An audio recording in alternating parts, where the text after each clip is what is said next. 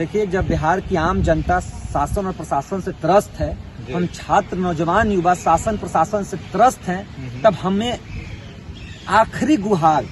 मुझे लगा जो एक इंडिपेंडेंट बॉडी है बिहार में राज्यपाल की, जो किसी प्रशासन और किसी सत्ता के दबाव में काम नहीं करती है, माननीय राज्यपाल महोदय, महामहिम राज्यपाल महोदय जी के पास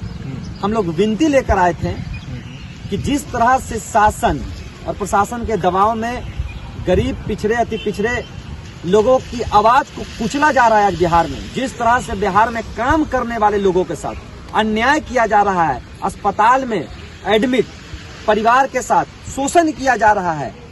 सड़कों पे चल रहे आम नागरिकों का उनके अधिकार के विरुद्ध जाकर उनके साथ प्रशासन अन्याय कर रही है, इन सभी मांगों को लेकर हमारी मांग थी कि बीते दिनों जिस तरह से माननीय पप्पू यादव कोरोना काल में हर गरीब लोगों की मदद कर रहे थे, बिल्कुल, वो सारे लोगों ने भी देखा था इस चीज को, कोई जात नहीं, कोई पार्टी नहीं, हर चीज को नदारद कर पप्पू यादव सिर्फ मानवता के नाते सरकार की चूंकि मदद कर रहे थे, सरकार ने खुद आह्वान किया कि जहां जो लोग हैं वो लोग मदद कर सकते हैं। पप्पू यादव सरकार के आह्वान पे और एक इंसानियत के नाते पप्पू यादव जी हर व्यक्ति की मदद कर रहे थे,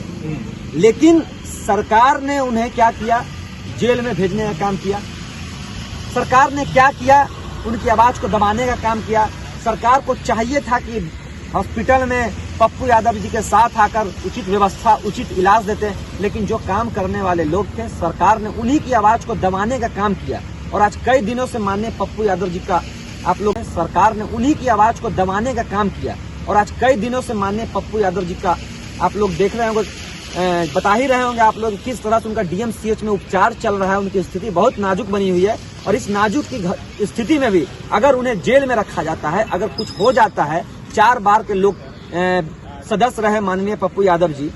2 बार विधायक रहे माननीय पप्पू यादव जी को, इतनी बड़े जनप्रतिनिधि को अगर इस तरह से हरास कर जेल में रखा जाएगा तो आम जनता का क्या होगा। हमने महामहिम राज्यपाल महोदय से जल्द इस मामले पे कार्रवाई करते हुए पप्पू यादव जी की अविलंब रिहाई की गुहार लगाई है महामहिम राज्यपाल जी से। दूसरा मामला, हमने कहा कि जिस तरह से कल पटना विश्वविद्यालय की छात्रा, मगध महिला की छात्रा की मां के साथ पटना के बड़े पारस अस्पताल में गैंग रेप की घटना की बात सामने आई, उस मां को उसके अगले दिन जान से मार दिया गया। इन बातों को लेकर जिस तरह से बड़े माफिया और नेता का जो अस्पताल है, जिसमें अभी तक इस मामले पे एफआईआर के बावजूद भी कोई कार्रवाई नहीं, रोकना चाहूंगा। आपने अभी बताया कि माफियाओं का भी अस्पताल है। बिल्कुल, बिहार का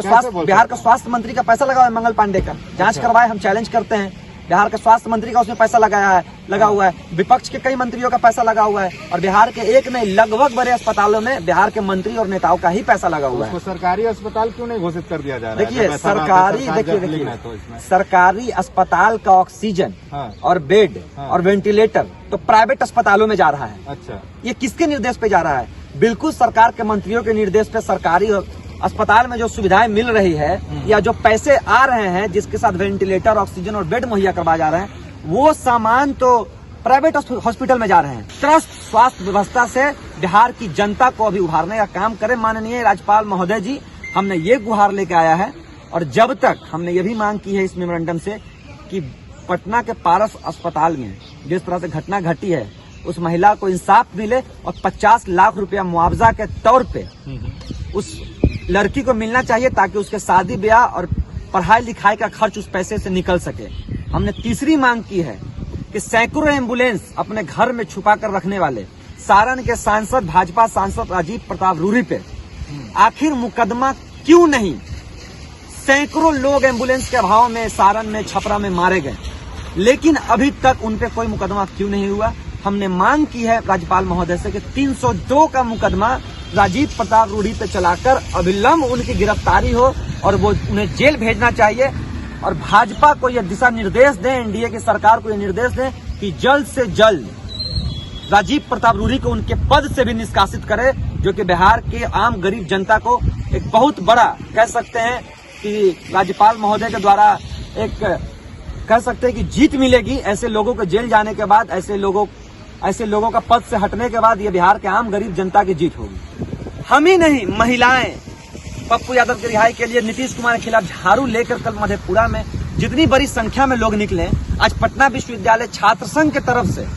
बिहार के सबसे बड़े विश्वविद्यालय के छात्र संघ ने आज ये आह्वान कर दिया है कि पप्पू यादव की गिरफ्तारी सिर्फ और सिर्फ एक साजिश थी। बिहार की बेटी को न्याय दिलाने के लिए सबसे पहले अगर कोई आया है तो जन अधिकार पार्टी और पटना विश्वविद्यालय छात्र संघ आया है। और राजीव प्रताप की रूरी की गिरफ्तारी जब तक नहीं होती है, पटना विश्वविद्यालय में लगातार आंदोलन चलता रहेगा।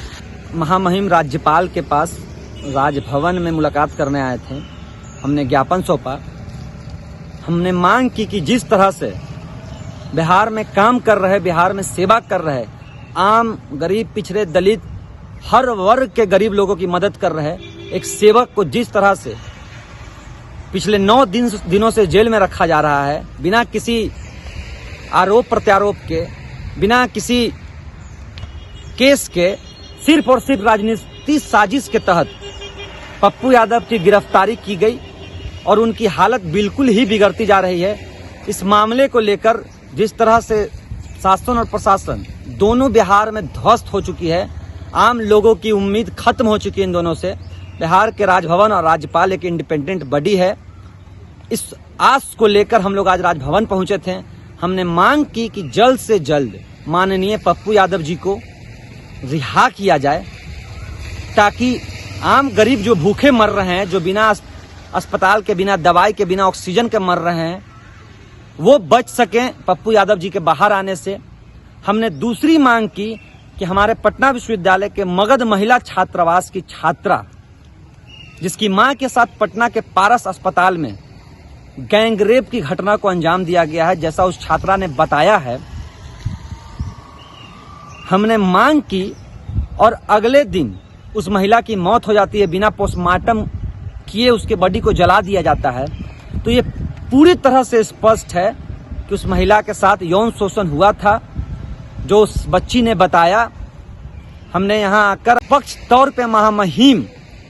इसकी जांच कराएं, चूंकि सत्ता प्रशासन, चूंकि वो हॉस्पिटल ही बिहार का पारस हॉस्पिटल ही, पटना का पारस हॉस्पिटल ही यहाँ के स्वास्थ्य मंत्री के परिवार का है, तो वहां से न्याय की उम्मीद नहीं की जा सकती है। इसलिए हमने बिहार के महामहिम राज्यपाल जी से गुहार लगाई है